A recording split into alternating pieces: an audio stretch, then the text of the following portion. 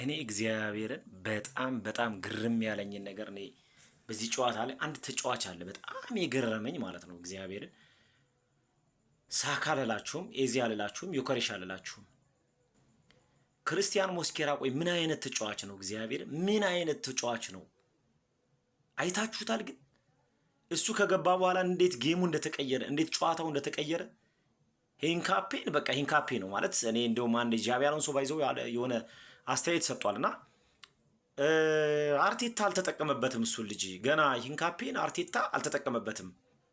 አርቴታ ሂንካፔን ቢጠቀምበት ኑሮ ምን አይነት ሂንካፔ እንደሆነ ምን አይነት ተጫዋች እንደሆነ በደንብ ታውቁታላችሁ። እና እየተጠቀመበት አይደለም ብሏል።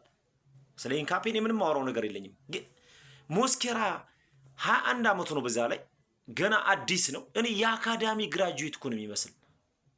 እኔ ቅድምም ቀን ላይ ምናልባት አብዛኞቻችሁ ነበራችሁ ቲምበር ደክሟል፣ ከሊቨርፑል ጨዋታ በኋላ በተለይ በጣም ደክሟል፣ ስለዚህ ማረፍ አለበት እያልን ነበር። ዋይት እንዳጋጣሚ ሆኖ ደግሞ ዋይት የለምና ቲምበር በጣም ደካማውን ቲምበር ነው እያየሁት የነበር ነው እውነት ለመናገር በቃ ምንም ሊንካፕ የሌለው ቦታ እየያዙ ማያምር በቃ በጣም ደክሟል። ኦቨር በጣም ረፍት የሚያስፈልገው አይነት ተጫዋች ነው የምር።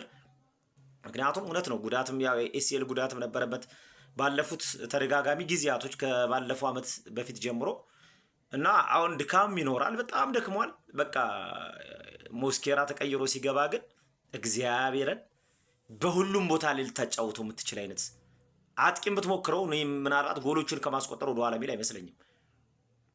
የመስመር ተከላካይ ስታደርገው፣ በጋብሪኤል ቦታ ስታደርገው፣ በሳሊባ ቦታ ስታደርገው፣ በሂንካፔ ቦታ ስታደርገው በየትኛውም ቦታ ላይ መጫወት የሚችል በስድስት ቁጥር ላይም ከዚህ በፊት ሞከረ ነው አልኩ።